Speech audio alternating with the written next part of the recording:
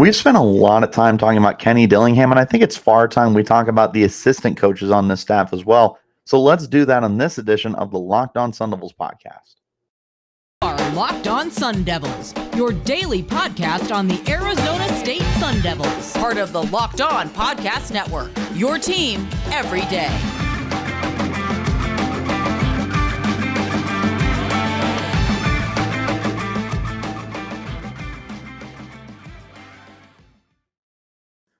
And welcome back to the Locked On Sun Devils podcast, part of the Locked On Podcast Network, your team every day. Shout out to the everydayers who are here every day. But thank you guys, as always, for tuning in. Wherever you're getting your podcast, hit like and subscribe and turn on those notifications so you get an update whenever we post new content. Stay in touch with that content by following me on Twitter.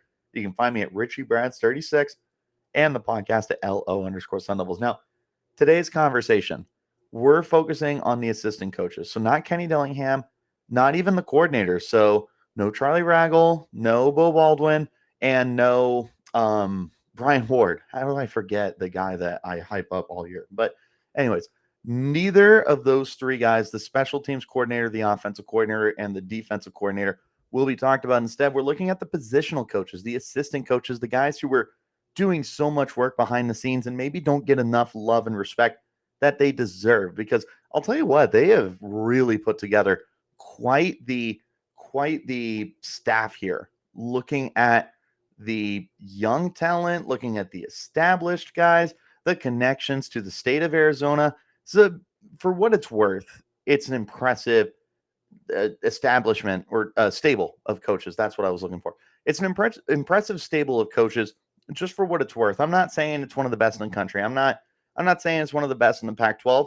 I'm saying from what we have seen in recent years, this is quite the upgrade, and there's a lot of reason to be excited about what we're seeing here right now and what we can do moving forward as a team with what we have. So let's go ahead and just hop into the conversation. I think the most obvious guy to talk about here has to be Rashad Samples. Samples is the wide receivers coach. He's doing so much recruiting right now. And everything that he's doing behind the scenes has been so noteworthy and so intriguing to look at. And he's got a lot of guys to work with now. And he's got a lot of guys that he's going to be working with. They've already got 3 commits for the 2024 recruiting class. And all 3 of them are wide receivers. One of them is listed as an athlete, but he's a wide receiver.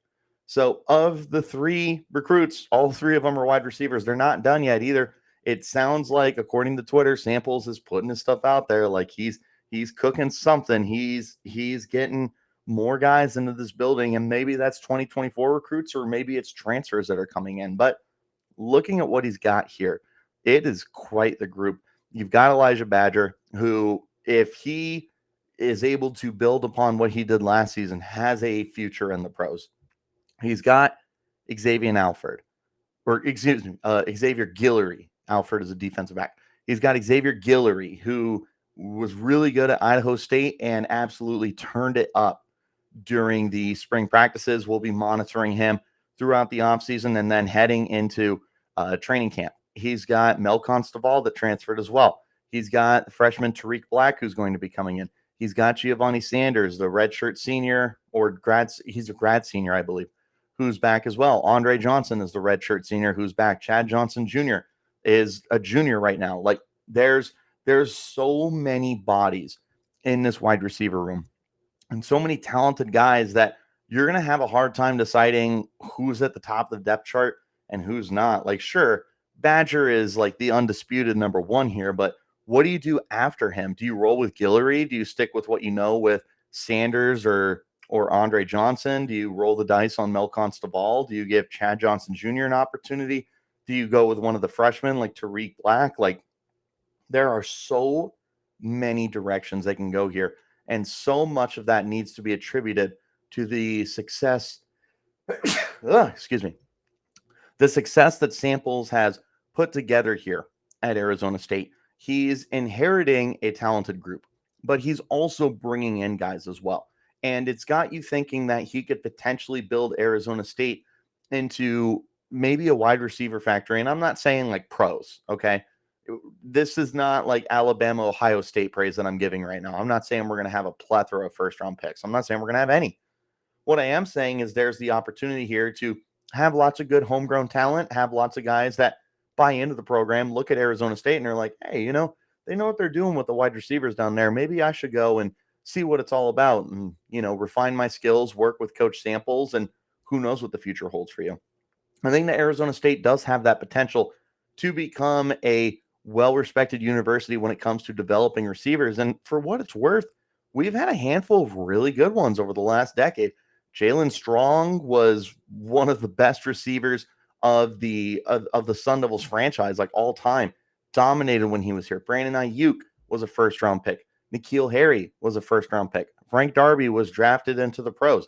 Now you've got Elijah Badger. Like, they have had no shortage of wide receiver talent, and it feels like they should be able to continue that trend. And Badger looks like the next in line to be the guy who can be the trendsetter for the team to get back into that position. But you've got so many young guys as well. I'm really high on Guillory. I'm really high on Geo Sanders. I think those three working together would be an absolute nightmare for opposing defenses. And the best part is, like, nobody would see it coming because nobody's paying attention to these guys. But I will tell you this. I think by the end of the 2023 season, we are going to recognize Rashad Samples more. I'm hoping, I'm not expecting this because it's year one. I'm hoping more people will take notice of what Samples is doing down in Tempe. But that's going to be a project that's going to take its time to develop, and it needs to organically happen, and this, that, and the other, whatever. But I do believe that Arizona State is absolutely on the right track to getting the wide receiver spot as one of the most respected positions on the team. And Rashad Samples is one of the biggest, brightest reasons for that and the future outlook of this team. He's one of the best coordinators they've got, or not coordinators, positional coaches that they've got right now. Make a fast break to FanDuel during the NBA playoffs because right now new customers get a no sweat first bet up to $1,000. That's $1,000 back in bonus bets if your first bet doesn't win. What I love about FanDuel is the great promotions that they have every single day. They've got same game parlays. They've got different match specials, all sorts of good stuff. It's a safe and secure app. And best of all, you get paid for your winnings instantly. There's no better place for all the playoff action than America's #1 sportsbook. Visit FanDuel.com/lockedon and get a no sweat first bet up to $1,000. That's FanDuel.com/lockedon. FanDuel, official sports betting partner of the NBA. For tomorrow's edition of the Locked On Sun Devils podcast, we are going to be looking at the potential needs for 2024. That's right. We're already looking at next season, people. We got a long off season to get through, and there's no better time to talk about the future of this program than right now. So tune in tomorrow as we take a look at that. Shout out again to my everydayers who are here every day. The next guy I want to talk about here, and I think this might catch some people off guard, but hear me out. I want to talk specifically about Vince Amey. Amey was a defensive lineman for Arizona State during the 1990s. He really was like an underrated guy. From my understanding, because I didn't get to watch him, according to my dad, was very disruptive, and he might have been like that 90s version of their Will Sutton kind of guy. He was a very well-respected defensive lineman and had spent a little bit of time in the NFL before getting into coaching. And now he's back at Arizona State. And this is his alumnus, obviously. This is where he went to school. This is where he established himself and made a name for himself. Now he's back. Now he's got an opportunity to really shine here and leave his mark on the history of the program that he built himself with. Looking at this defensive line, there's going to be a lot of work here. Vince Amey's got his work cut out for him. There's no sugarcoating it. There was a lot of departures, both from the transfer portal and also because of eligibility. Like, you lose Nesta, Jade Silvera to the draft. TJ Pesafea runs out of eligibility. Trevez Moore runs out of eligibility. There were a handful of guys who entered the transfer portal as well. Robbie Harrison, Jaleel Rivera-Harvey, Brandon McElroy, Dylan Hall, one of the edge rushers, entered as well. Like, there was a lot of guys that are going to need to be replaced for the Sun Devils defensive line. But on the flip side, Arizona State has a lot of intriguing talent here. They're moving BJ Green from defensive tackle to more of like an edge rusher, kind of like a 7-9 technique. I don't know. He's playing off the tackle. Point is, he looks damn good. He looks damn good. He's fast. He's explosive. He's ferocious. He was sacking the quarterback 2 to 3 times every practice. He's going to break Terrell Suggs' sack record if we allow him to keep tally of his spring sacks, that's for sure. But bottom line, with BJ Green alone, dude's a monster. But it's not just him. Clayton Smith is coming in as a former 5-star recruit, and he already looks the part. Like, he's also flashing that athleticism, and the dude just looks and oozes talent.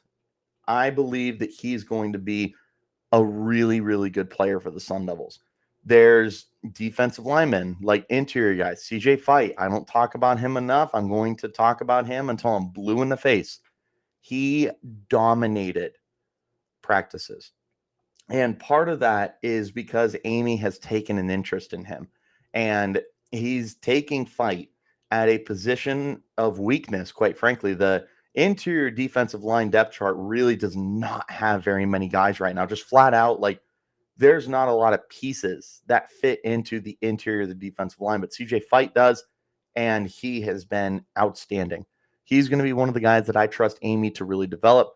There's more guys as well. There's Ashley Williams. There's Garen Stansberry. There's Anthony Cooper. They're bringing in so many weapons here. Prince Dorba. There's the potential to bring in recruits still. I think there's a handful of guys out there.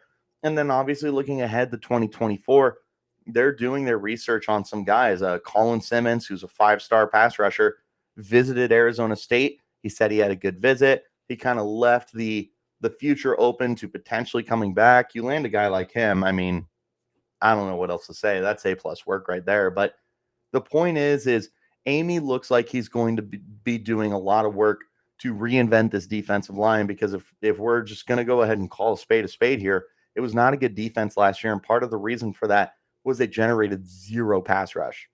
And they gave up a lot of big chunk yards in the running game. Like, this was a defensive line that just wasn't respected by opposing offenses. And it looks like there's a very different mentality for these guys now. It looks like Vince Amey is really getting in these guys' face. He's really changing the motive, changing the attitude, changing the culture of this defensive line. And I think that this is definitely the step in the right direction that the Sun Devils needed in order to begin progressing towards the next phase of going from terrible to at least respectable.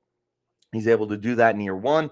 You can obviously have a future conversation about his status moving forward, but I do really think that he's already making a difference on that defensive line, and I believe that moving forward, this is potentially going to be a positional coach that is very well respected amongst the Arizona State fans and community. I really like what he's able to do. Obviously, I love the alumni factor as well.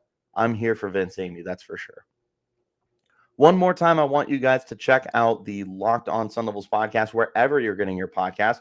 More importantly, and this is for my everydayers who are here every day, check out tomorrow's episode of the podcast as we already look ahead to 2024. Look at the potential needs, where the recruiting needs to be happening, all that good stuff. It's a great time to talk about future recruiting. It's always a great time to talk about future recruiting. And quite frankly, there's going to be a lot of changes between a loaded senior team and some decent draft prospects as well. We could be seeing another very different Sun Devils team next year. So join me tomorrow as I take a look at that preview. I really do like this Sun Devils coaching staff. I do want to mention 3 more guys before we wrap this up. We'll start with the obvious elephant in the room, and that's Shaun Aguano. Coach Aguano really got the most out of his guys last year. He was thrust into the head coaching spot as the interim guy last year when Herm Edwards was fired after a week 3 loss to Eastern Michigan, it became Aguano's team. And he did a hell of a job coaching those guys up. The kids talked about the change that they felt instantly. They started playing music during practices. There was high intensity. It was building relationships and stuff like that. Like, you loved what you got to see from Aguano, and he's clearly bringing that to the running back position. He's back on the roster. He's back at his comfort spot as the running backs coach, and he's building connections with these kids. He's got Cameron Scadaboo. He's got the Carlos Brooks. He's got Tevin White. He's got Javen Jacobs. There's all sorts of guys on this roster right now that he's going to be working with very diligently. He has spent his time getting to know these players and getting to understand their strengths, their weaknesses, but most importantly, their character, their overall attitude and demeanor, and like who these kids are on the inside, not just on the football field, but off the football field. He invited these kids into his home for like a barbecue at his house. Like, he's hosting these kids when they're not on the football field to really establish a connection and a relationship with them. That is so special. And I think that needs lots of attention. So major shout out to Coach Aguano. If he wasn't already one of your favorite coaches, he should be after that. Sticking with the Arizona native, Jason Mohns, who was one of the most successful high school coaches in the Valley, goes on to Arizona State. He's taking over as the tight ends coach, and boy, oh boy, does he have some weapons to work with. He's got the obviously talented Jalen Conyers, but even beyond Conyers, you've got senior Bryce Pierre, who has looked really, really good in practice, and hopefully he's able to build off of practice more than he did a subpar spring game. Messiah Swinson at 6'8" is just a basketball player who's running around the field. I would love to see them incorporate him. Quite frankly, I'd love to see 3 tight end personnel this year. Find a way to get these guys on the field because they're all uber talented. But I am really, really interested to see Jason Mohns be able to work with these guys, get the most out of them, take them to that next level. This is especially true for Jalen Conyers, who I feel is on the verge of greatness. I think that the potential here for Conyers is NFL. And I think he could be a pretty solid pick, too. You look at what he was able to put together last year in a bang-up season. He's going to come into this year arguably as the number 1 target across the entire team, regardless of position, for the passing game. He's got that kind of potential here to enter the year as the de facto guy. So Jason Mohns is going to get to work with him, and I'm excited to see what Jason Mohns can do with Conyers, see if he can get him to that next level, to that elite status. I think that he absolutely can. I want to see what Coach Mohns can do with him. Finally, I want to talk about Coach Bryan Carrington working with the defensive backs. Again, similar to the tight end spot, there's a lot of talent here that Coach Carrington is going to be working with. You've got Roe Torrance, you've got Ed Woods, you've got Shamari Simmons, you've got Xavier Alford, you've got Chris Edmonds, you've got Jordan Clark, you've got several talented guys in this defensive backfield right now, whether it's corners or safeties or whatever have you. There's a lot of guys to work with right now. And Carrington is inheriting a very talented and very deep secondary. I want to see these guys play with some attitude in 2023. Last year, they played well above what we probably were expecting out of them. They generated turnovers, and they were definitely the better part of the defense, but they were let down by the entire unit as a whole. Not to say the secondary was perfect. They weren't, but I feel like the secondary could have been really good if the rest of the defense were able to step up and play to its half of the bargain. But again, it's a team sport. I'm not going to point fingers in this situation, but regardless, as Carrington is inheriting a pretty solid unit on the defensive side of the football with the secondary in particular. Again, whether it's the corners that are super deep or the safeties, which are super deep, there's almost too many guys to be working with. And I know that I say that as a joke. Trust me, I don't believe that at all. But the point is, I'm looking at this secondary and I'm thinking that there could be a really special season in store for the Sun Devils. I, at a minimum, look at 3 kids who I think could end up in the NFL one day between Chris Edmonds, Jordan Clark, and Roe Torrance. Those guys are absolute certified studs. I'm really excited to see what they can do moving forward and how they can take that next step with Coach Carrington, because I think that he's going to be one of the catalysts to be able to get them to that next point. I think he's a very smart, young defensive mind. I got to speak with him.